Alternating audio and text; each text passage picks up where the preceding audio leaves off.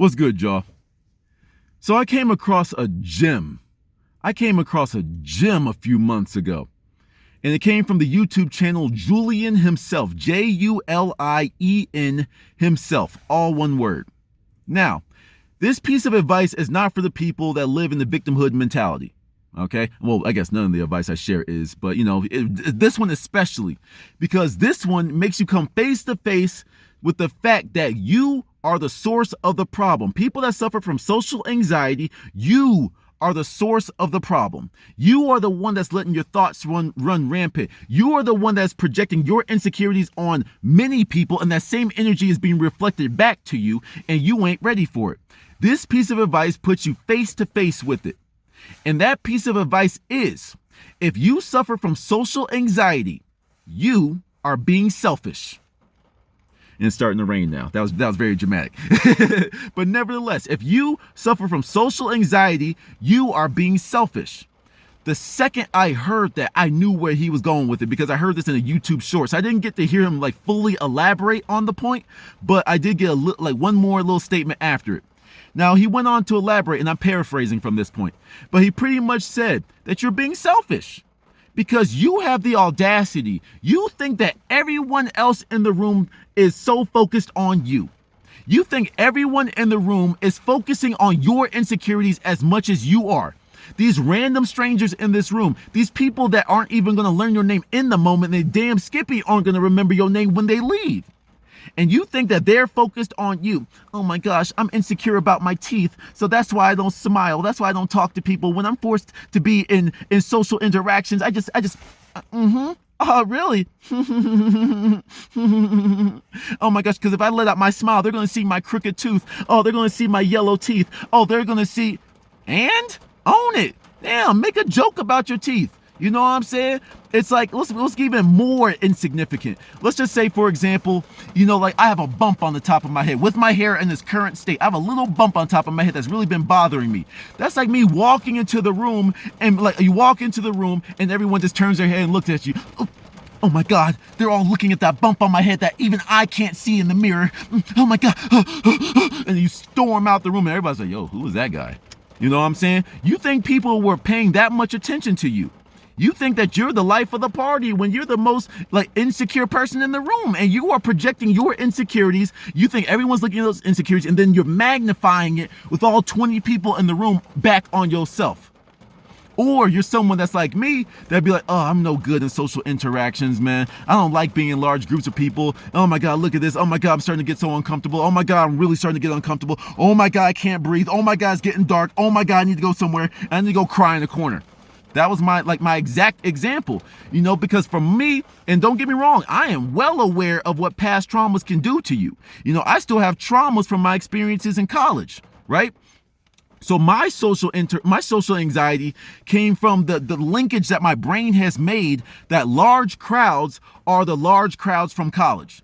When I'm walking through people and there's all the sidewalks are packed, the buses are full, the auditorium is full, the stadiums are full, all the bad feelings, all the negative energies that I had somehow linked in my subconscious to make all those negative bad feelings to the huge crowds I was constantly around in college. So now every time I went back to a college campus to go to graduations, I had full-blown panic attacks in public. It was embarrassing.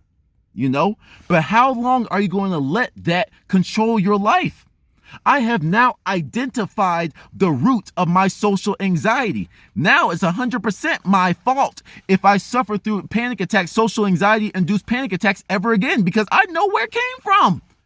I now know the problem. So if it happens again, well, why didn't you fix it? That's the same question I would ask any of you. You know the problem, so what are you doing to fix it? Well, no. You know the problem, get to it. I'm not saying snap your fingers and it's all gone. I'm just saying you know the problem. Take the necessary steps that you need to do to get into it.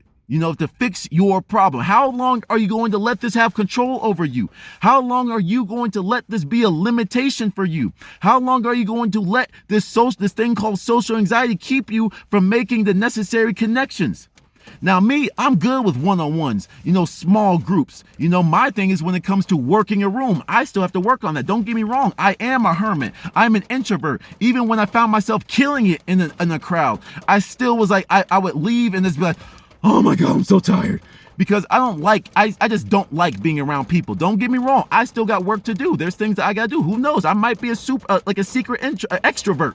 I know that's not the case, but nevertheless, But you really have to take this idea and really sit with it for a minute. Are you projecting? Are you making your situation bigger than it really is? Because 9 times out of 10, yes, you are.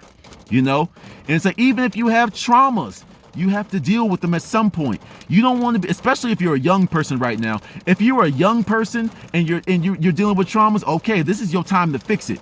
Because when you have kids, they're going to learn from you. Are you going to pass down your traumas again? All those things that you didn't deal with in your youth, are you going to deal with that again? Even because for me, I've shared this story before. When I was working on becoming more social and being better in groups, being better in crowds, I went to a spiritual group because, spiritual conversation, all that type of stuff. And there was this guy that really reminded me that I'm a lot better off than some people. You know what I mean? But like I said, 40, 50-year-old man talking about what his daddy didn't teach him. My dad never taught me how to do this, so I still suffer to that from this day. You are a 40, 50-something-year-old man and you're still blaming what your daddy didn't teach you? Nah, bro, you need to grow up. You know what I'm saying? Don't get me wrong. Some people have some stuff that's a lot deeper, and I get that. That's why I talk about shadow work. That's why I talk about I don't like therapy, but go to therapy if you need it. If your life is being halted and you can't fix it on your own, go get help.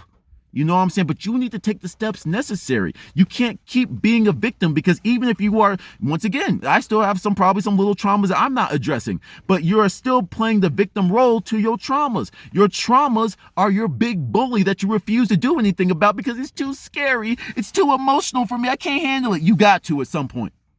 At some point, you got to deal with it. And for this is one of those things one of these pieces of advice that cut me deep. Because not only was it so true, but it was like a light bulb for me. It was like that last piece of the puzzle for me. It was like, oh, don't get me wrong. I hear great advice all the time. I do a little chin stroke. I'll nod my head. I'll even go back. Wow, you kind of blew me away with that one.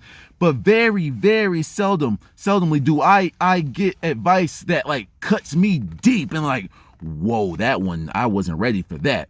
But it's like whatever you believe in, God, whoever, it's like life will never give you anything that you're not ready for, that you're not prepared for, nothing that you can't overcome. So when I heard that piece of advice, it was like, whoa. And I paused the video. I really sat in silence for a few minutes after that one. I was just like, if you suffer from social anxiety, you're being selfish because you think everyone is worried about you as much as you are worried about you. Think about that one. Till the next one, y'all. Peace.